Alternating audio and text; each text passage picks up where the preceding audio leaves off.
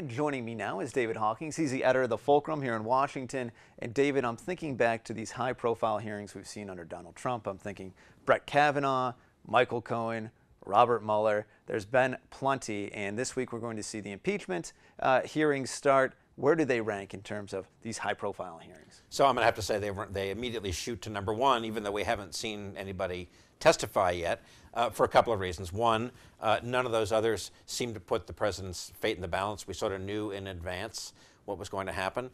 In this one, we sort of know in advance what's going to happen too, because we've seen, we've been able to read the transcripts, we've heard the leaks of how the members of Congress have characterized this before, but there's no substitute for the American public actually getting to lay their eyes on these witnesses, size them up for themselves, and decide for themselves whether they believe the story that the Democrats are telling or whether they believe the story, the counter story that the Republicans are trying to pull out. And you hit on this point. We do know some of the things that will be said in this hearing because we've seen transcripts of what was said behind closed doors to these various House committees that are investigating this.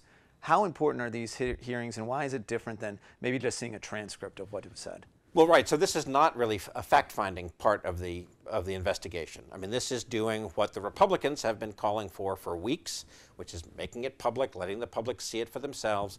The Republicans are betting that once the TV lights are on and once they see these foreign policy officials testifying, that they're going to win the argument for public opinion, that they're going to be able, especially the members up on the dais, in their own speech making and in their own questioning, they're going to be able to sow doubt in the American public's minds.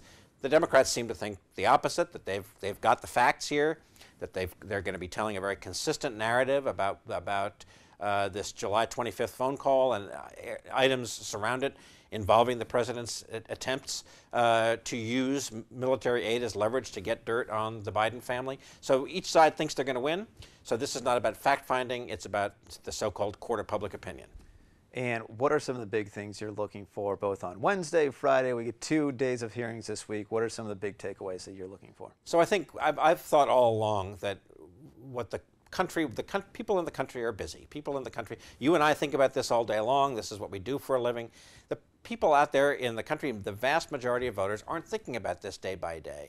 And so if they tune in, if they pay attention, which side has done the better job of crystallizing, of synthesizing down to one sentence without any commas in it, maybe 10 words that each side can take away. I'll be watching to see what each side is trying to boil it down to, and I'll be waiting to see, particularly on the Republican side, is there consistency? The Republican defense of the president has been shifting, it's been evolving, they've tried several different things.